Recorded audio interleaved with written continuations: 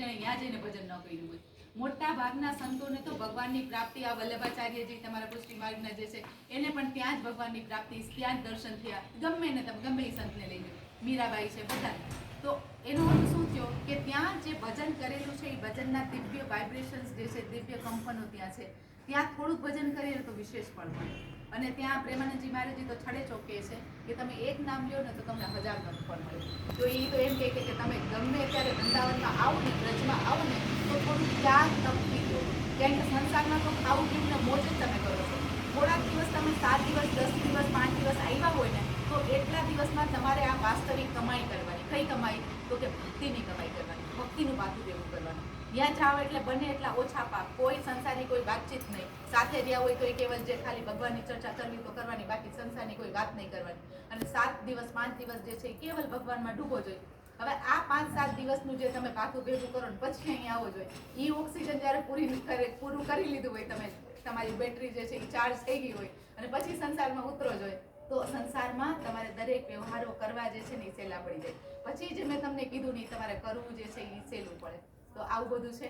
તો જો ભાઈ સત્સંગ કરવું પણ આવશ્યક છે. અને હું ખાસ કરીને બધાને કહેતી હોઉં છું કે સત્સંગ જે છે ને તમારા પોતપોતાના ઘરમાં રાખો, મંદિરમાં રાખો, જરૂર રાખો, પણ ઘરમાં પણ જ્યારે નામ એક સાથે સામૂહિક રૂપે લેવાતું હોય ને તો એ બહુ એનું જે ડિવાઇન જે કંપન જે છે એ તમારા ઘરના વાયુમંડળને આખું શુદ્ધ કરી નાખે. તો તમારા ઘરમાં જે કંઈ તમને અશાંતિ, કલેશ, જે નેગેટિવિટી જે ફીલ થતી હોય ને એ બધી ઓછી થઈ જાય. એટલે કોશિશ કરો કે વારા એક અઠવાડિયે બધા પોતપોતાની ઘરે કરો.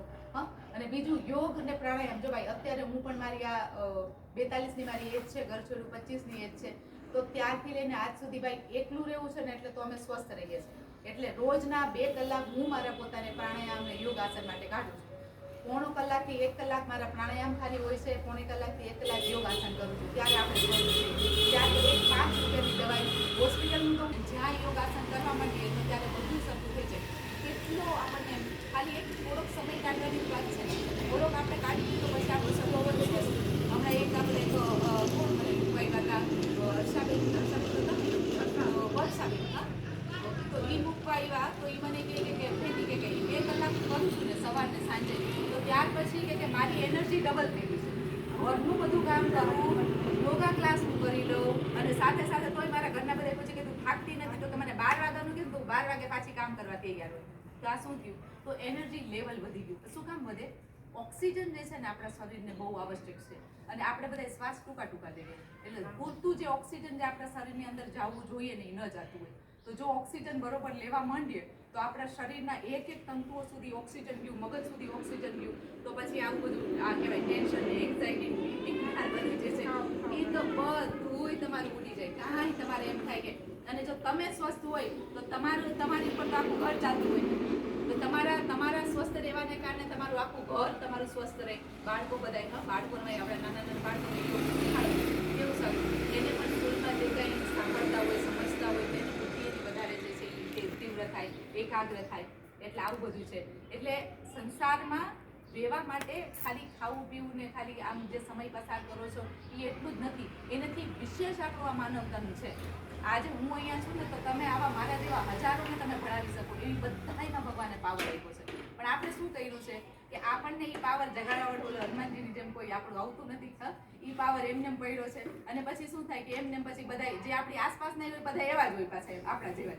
એટલે એ કઈ એકબીજાને આગળ વધારવાની કઈ વાત આવે નહીં. પણ ઓલી કરજલા બુદ્ધિ આવે કા, ઓલા કરજલાને નાખો એક થાળીમાં, પછી એકે વાયણે નું નીકળે. કારણ તો કે બધા ટાટિયા ખેંચે એક બીગડા જાય તો બીજા ટાટિયા ખેંચે. પણ નહીં, હવે આપણે શું કરવાનું? એકબીજાને મોટિવેટ કરવાના.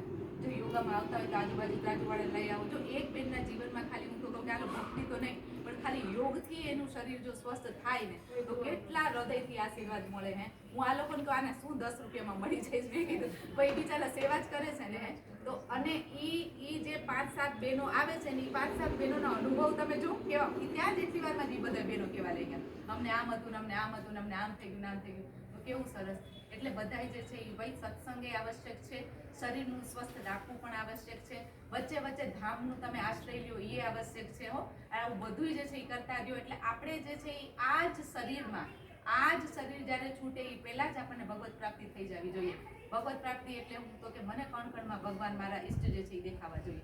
એ જ ભગવત પ્રાપ્તિ છે, બીજું કાંઈ નથી કરવાનું. પછી હવે તમે કંઈ કર્મ જ બાંધ્યા નથી તો અહીંયા ચંદ્રગુપ્ત ક્યાંય તમને લઈ જવાનું નથી.